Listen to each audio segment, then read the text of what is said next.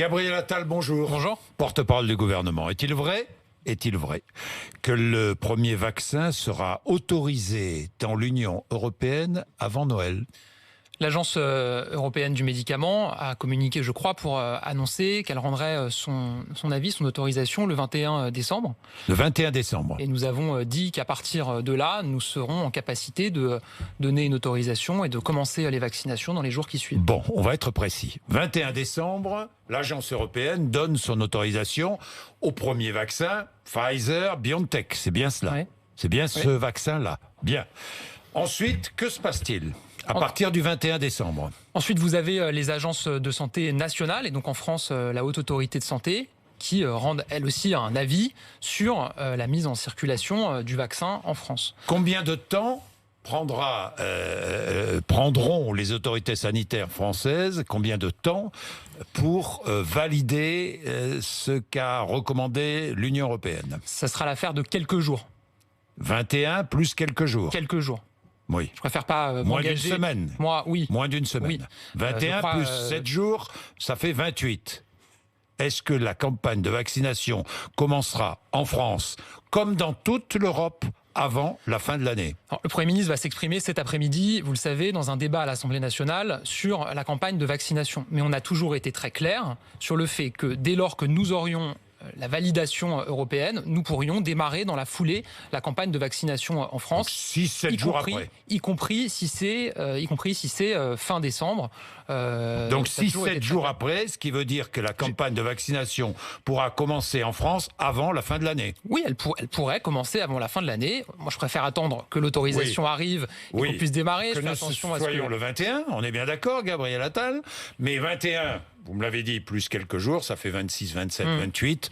C'est à ce moment-là que la vaccination pourra débuter. Oui, le président a toujours été très clair sur le fait que c'était dans ces eaux-là. Donc, bon. J'ai pas de date à vous annoncer précise. Non, pas de date précise, mais on a bien compris que ce serait avant la fin de l'année. Est-ce que les campagnes de vaccination commenceront le même jour dans tous les pays d'Europe? Alors, on travaille avec les autres pays européens, notamment nos voisins, à ce qu'il y ait une coordination pour que les campagnes démarrent au même moment. Il y a eu notamment hier une réunion à l'initiative de la France avec les ministres de la Santé de ces pays. C'est Olivier Véran qui représentait la France à cette réunion pour travailler à cette coordination et pour qu'effectivement, on puisse démarrer en même temps la campagne de vaccination dans ces pays. Bien, dans ces pays. Donc pour l'instant, l'accord n'est pas trouvé, mais on se dirige vers une campagne de vaccination coordonnée en Europe. Vous savez, mais pourquoi ça d'ailleurs? Pour éviter toutes les rivalités, parce que c'est pas sain d'avoir des rivalités, des concurrences sur ce sujet entre pays, et c'est notamment pas sain dans une Union européenne où précisément on veut travailler à une meilleure coordination, une meilleure solidarité. Et d'ailleurs, on a plutôt réussi. Vous savez, depuis le début, la France, elle pousse cette solidarité. C'est nous qui avons poussé pour qu'on ait un mécanisme européen de répartition des doses de vaccins, ce qui fait que les pays européens vont recevoir le même nombre de vaccins par habitant, les uns des autres. Donc il n'y a pas de concurrence pour savoir qui va récupérer le plus de vaccins. Je pense que c'est sain. Et je pense par ailleurs que c'est justifié par la gravité de la crise. Bien, justifié par la gravité de la crise. Je sais que l'Allemagne fait pression en ce moment pour aller vite, parce que les Allemands sont confrontés à une crise plus sévère que nous en ce moment même. Gabriel Attal, combien de personnes vaccinées en France au mois de janvier? Alors, au bout d'un mois de vaccination, le premier mois. Là-dessus, le Premier ministre et le ministre de la Santé ont annoncé que la première phase de vaccination, en janvier, concernerait les personnes âgées en maison de retraite, en EHPAD, et que ça concernait 1 million de personnes. 1 million de personnes le premier mois. C'est ce qui a été annoncé en France. Oui. C'est le premier chiffre. Bien. La première personne vaccinée sera une résidente ou un résident d'EHPAD. Oui. Choisi déjà? Je ne crois pas. Je n'ai pas d'informations sur ce sujet-là, en tout cas. Mais oui, nous avons fait le choix, mais en même temps, ce n'est pas nous qui l'avons fait, c'est la Haute Autorité de Santé, les scientifiques, qui nous ont dit nous vous recommandons de commencer par les personnes âgées en maison de retraite pour la campagne de vaccination, parce que nous savons qu'elles sont âgées, donc elles sont à risque, que les maisons de retraite, c'est un lieu dans lequel le virus, quand il rentre, peut circuler beaucoup. On a vu des drames dans la première vague, dans la deuxième vague, moins heureusement dans les maisons de retraite.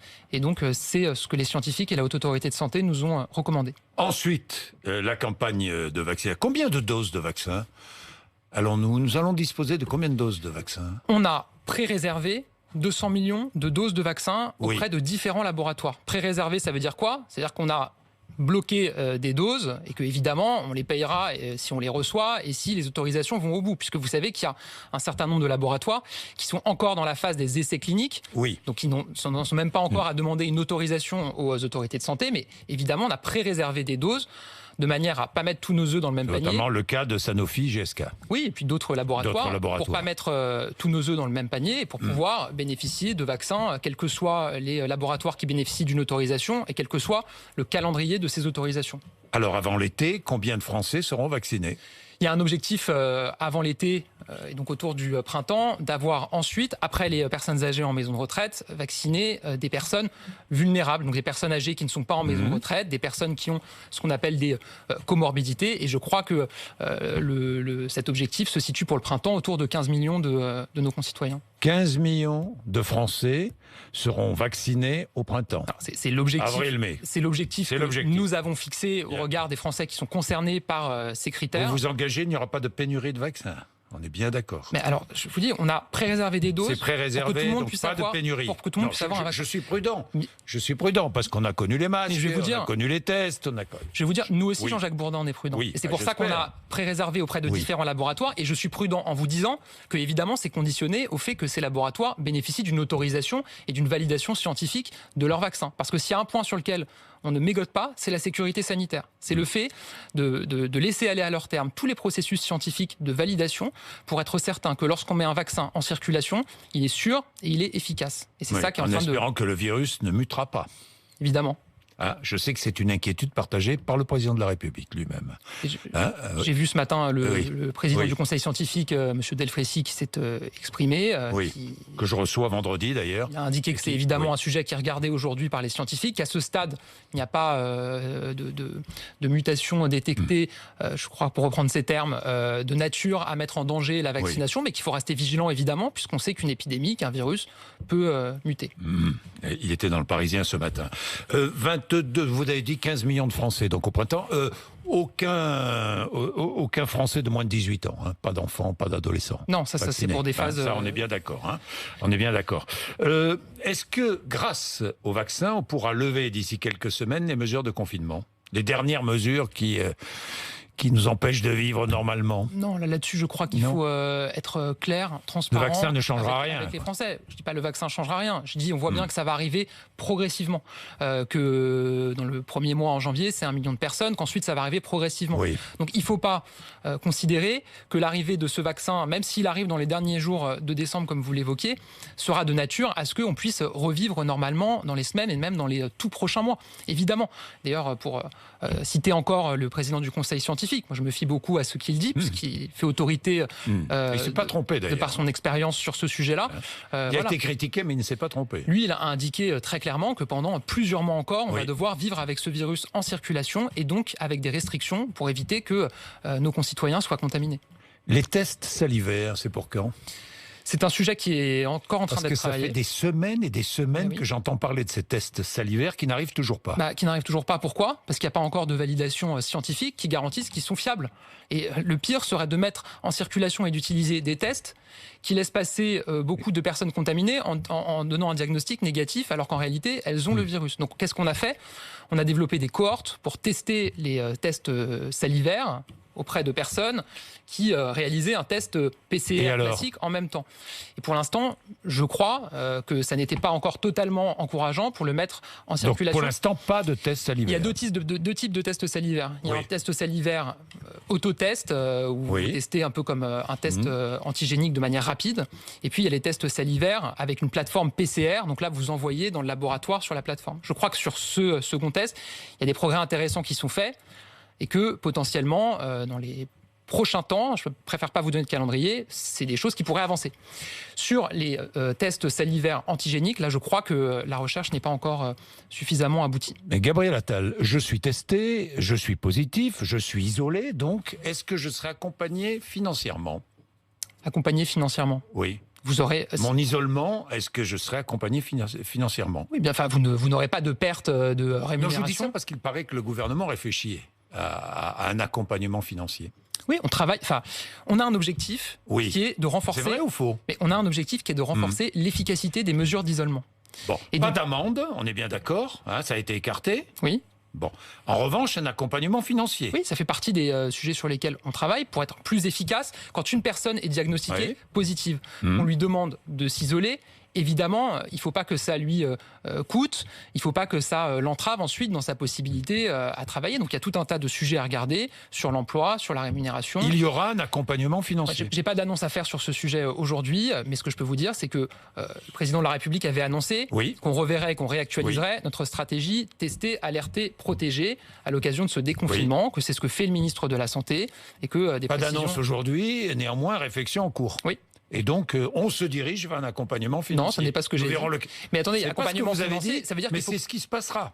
Ça veut dire qu'il faut que il ne faut pas que des Français qui doivent s'isoler en raison d'un diagnostic positif, y perdent financièrement. Voilà. Donc, il y aura un accompagnement financier. Et tout comme puisqu'ils ne perdront pas financièrement. On est bien d'accord. Tout comme aujourd'hui, quand vous vous isolez, 11 500 nouveaux cas en France. Ouais. Le nombre de décès, 307 à l'hôpital ces dernières 24 heures. Couvre-feu à 20 heures depuis hier soir. Le montant de l'amende, 135 €. Et s'il y a récidive? S'il y a de récidive, je crois que c'est 1 500 €, c'est ça? Non. Non, dites-moi. C'est 200 €. 200 dans les 15 jours. Et après? Dans les 15 jours et après. Si 3 infractions dans les 30 jours. Après, je crois qu'on arrive à 1 500. Non. Dites-moi. 3 750 € et 6 mois de prison. Là, il faut réviser, Gabriel Attal. Hein, parce que nous sommes à la merci de cela. Hein. Bah, bien sûr, tous les Français sont à la merci de ça. Bon. La vente à emporter, interdite après 20 heures ou pas? La vente à emporter ne sera pas autorisée après 20 heures. En revanche, les restaurants pourront continuer à préparer des repas et à les vendre par livraison à domicile. Puisque ce qui est autorisé après 20 heures, c'est les déplacements notamment pour des motifs professionnels. Et donc les personnes qui se déplacent après 20 heures pour des motifs professionnels, pour aller faire des livraisons à domicile, pourront continuer à le faire. Est-ce que le 31, il est envisagé des barrages sur les routes, des contrôles de gendarmerie ou de police, comme en Lituanie d'ailleurs? Ce qui est certain, c'est que ce qui a été décidé, c'est que le 31, il y aurait un renforcement encore plus important des contrôles. Et donc des forces de l'ordre mobilisées pour réaliser les contrôles le 31 décembre au soir. Est-ce que ça se traduira par des barrages? Je ne sais pas vous le dire. En tout cas, il y aura plus de forces de l'ordre mobilisées pour faire des contrôles le 31 décembre, puisqu'on sait que certains pourraient être tentés d'organiser des soirées clandestines. Et évidemment, il ne faut pas que ça puisse avoir lieu. Si mon enfant manque les cours demain et vendredi avec mon accord, bien sûr, est-ce qu'il sera sanctionné? Non, il ne sera pas sanctionné. Vous faites la référence, et je pense que c'est important qu'on s'y arrête un instant, à l'avis qui a été remis par le Conseil scientifique avant-hier. On a saisi le Conseil scientifique pour lui demander qu'est-ce qu'il recommandait autour des fêtes. Il a répondu qu'il recommandait de réduire les contacts sociaux qu'on a dans les 8 jours qui précèdent Noël pour réduire le risque d'être contaminé. Contrairement à ce que j'ai pu entendre ici ou là, je pense que c'est important de le dire parce qu'il y a beaucoup de parents qui ont besoin que les choses soient claires et puissent être dites. Contrairement à ce qui a été dit, cet avis du Conseil scientifique ne dit pas que c'est dangereux d'envoyer son enfant à l'école pour des raisons de contamination. Il ne dit pas non plus qu'il recommande de ne pas scolariser ses enfants jeudi et vendredi. Ce qu'il dit, c'est qu'il invite les Français, il leur recommande de réduire leurs contacts sociaux. Qu'il peut y avoir des Français qui décident, avec toute la famille, d'aller au bout de ça et donc de s'isoler complètement. Et que dans ces conditions, on ne va pas pénaliser des familles dont les enfants n'iraient pas à l'école jeudi et vendredi. Ce qu'a précisé le ministre de l'Éducation, c'est qu'il faut évidemment prévenir l'école, expliquer les choses.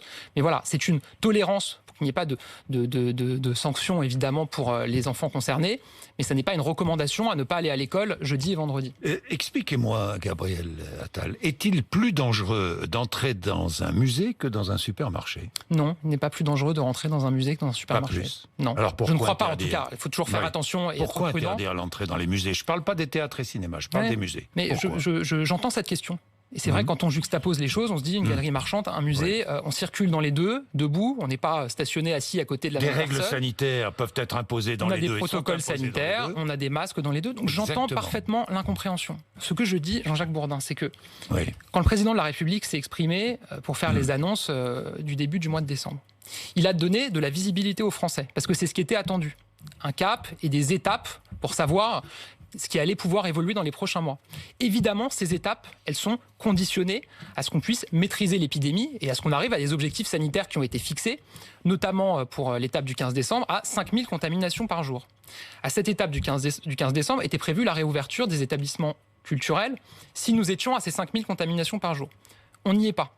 On est, vous l'avez dit à l'instant, sur un plateau autour de 10, 12 000, 15 000 contaminations. On est sur un plateau. Dans ces conditions, qu'est-ce qu'on nous aurait dit si on avait rouvert des établissements qui devaient rouvrir si on était à 5000 contaminations, alors qu'on n'y est pas? C'est parce que vous aviez dit que vous n'ouvririez pas à 5000 contaminations que vous n'ouvrez pas les musées, si je comprends bien. Oui, parce qu'il faisait partie. Parce que vous l'aviez dit. Non, mais c'est pas la réalité. Mais parce puisque la réalité, il n'est pas plus dangereux d'aller au musée que d'aller dans une grande surface. Justement, ce n'est pas ce que je vous ai dit, Jean-Jacques Bourdin. Ce que je vous ai dit, c'est qu'on a procédé par étapes. Oui. Pourquoi? Parce que quand vous ouvrez des lieux supplémentaires, qu'est-ce qui se passe? Indépendamment de ce qui se passe dans le lieu en question et des protocoles sanitaires qui sont mis en place, vous avez plus de circulation, vous avez plus de brassage. Et je vais vous dire, moi, je suis persuadé que si on avait rouvert tout ce qu'on envisageait d'ouvrir, si on était à 5000 contaminations par jour alors qu'on n'y est pas, il ne s'agit pas d'ouvrir. On nous poserait la question, qu'est-ce qui se passe autour de nous? Il s'agissait simplement d'ouvrir les musées, pas les théâtres, les cinémas ou les lieux clos. Je parle des musées où l'on circule et où toutes les précautions sont prises. J'entends très bien ce que vous dites. Évidemment, on souhaite pouvoir les rouvrir au plus vite, comme les cinémas, comme les théâtres. Mais il faut regarder ce qui se passe autour de nous. Nous, ce qui se passe, c'est que l'épidémie, la situation ne s'améliore plus. On est à un plateau autour de 10, 15 000 contaminations. Chez nos voisins, ça repart à la hausse. Et qu'est-ce qui se passe? Eux, ils sont plutôt à se poser la question, voire même à décider de fermer des établissements supplémentaires. En Allemagne, à partir d'aujourd'hui, je crois, il y a un confinement. Aux Pays-Bas, ils viennent de décider un confinement. Vous avez des fermetures nouvelles qui sont annoncées chez la plupart de nos voisins. Les lieux culturels, y compris les musées, sont fermés chez la plupart de nos voisins, Jean-Jacques Bourdin. Donc, je veux dire, j'entends les questions qui sont posées. Moi, je vais vous dire, face à une épidémie, on doit prendre des mesures qui, parfois, je le sais, ne sont pas toujours cohérentes. Et quand on juxtapose des choses, on peut ne pas comprendre. Mais je vais vous dire, on est tous logés à la même enseigne dans le monde sur ce sujet-là. On fait du mieux qu'on peut, au mieux, pour lutter contre cette épidémie. Gabriel Attal, un référendum en France dans l'année 2021, avant la fin du quinquennat, peut-être un référendum. Il s'agit d'inscrire dans l'article 1 de la Constitution la préservation de la biodiversité, de l'environnement, la lutte contre le dérèglement climatique. Il va falloir que le Parlement s'empare de la question, que le Parlement vote oui, et un référendum sera donc organisé. On est bien d'accord. Le Parlement adopte un projet de loi dans les mêmes termes pour qu'il puisse être proposé aux Français. Par référendum. Il sera proposé quand aux Français? Déjà, il faut que le texte soit adopté par le Parlement. Mais s'il est adopté, il est proposé quand? Je pense assez vite ensuite. Je veux dire, après, il y a des délais d'organisation. Mais je ne peux pas annoncer un calendrier alors que le projet de loi n'a même pas encore été transmis au Parlement. Non, mais d'accord. Mais adossé au régional? Honnêtement, je ne peux pas vous annoncer le calendrier. Mais par contre, ce que je vais vous dire, c'est que le projet de loi sur cette révision constitutionnelle sera transmis en même temps que sera transmis le projet de loi sur les mesures de la Convention citoyenne pour le climat. Donc fin janvier. C'est-à-dire au début de l'année 2021. Ensuite, le Parlement débattra de ce texte. Vous savez que ça peut prendre un certain temps. En plus, quand on est sur une révision constitutionnelle, il n'y a pas de limitation de temps pour la discussion, etc. Et donc ensuite, une fois que ça aura été adopté dans les mêmes termes par les deux chambres, ce que je souhaite, ce qui n'est pas fait quand je regarde certaines déclarations dans la presse de responsables politiques, on pourra le proposer par référendum. Notamment, qui sont contre. Bah oui, mais vous savez, moi je me rends compte que les Républicains, ils ont un problème avec la lutte contre le réchauffement climatique. Ils sont pas au clair sur ce sujet-là.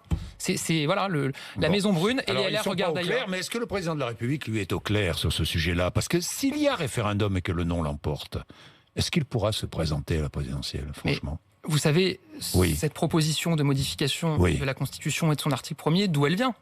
Elle vient d'une convention citoyenne pour le climat, avec, et d'ailleurs je pensais bien de le rappeler, 150 citoyens tirés au sort, monsieur et madame tout le monde. C'est une reprise donc d'une proposition de la convention. Mais je pense que c'est important de rappeler que c'est une innovation démocratique et que c'est un progrès. On a 150 citoyens tirés au sort qui n'étaient pas engagés spécifiquement, qui n'avaient pas de compétences spécifiques sur les questions de l'environnement, qui ont travaillé ensemble, qui avaient des avis très différents sur ces questions et qui ont convergé. Et donc ça montre quoi? Ça montre qu'on peut associer davantage les citoyens à la décision, on le fait, et ça montre qu'il est possible en France de se rassembler autour de ces questions d'environnement. Pour ou contre Emmanuel Macron?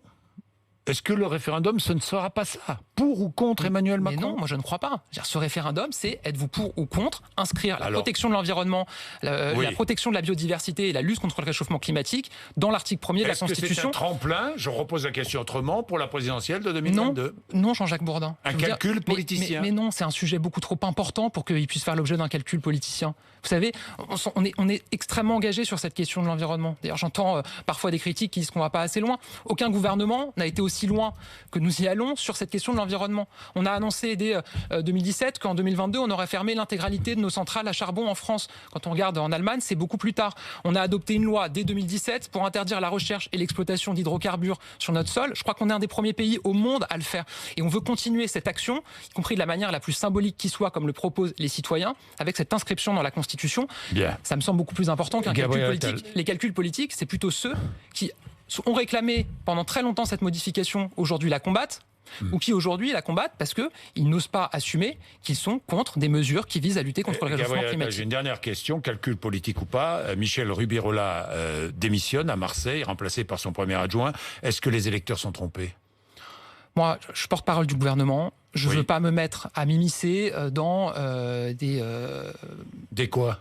Dans une situation interne à la majorité municipale à Marseille. Voilà, je n'ai pas de leçon à donner. La seule chose que je dirais, puisque... Pas de commentaire à faire. La seule chose que je dirais, puisque j'ai entendu que Mme Rubirola avait des soucis de santé, c'est évidemment que je lui souhaite que ça aille mieux. Merci Gabriel Attal d'être venu nous voir ce matin. Il est 55. Vous êtes sur RMC et BFM TV.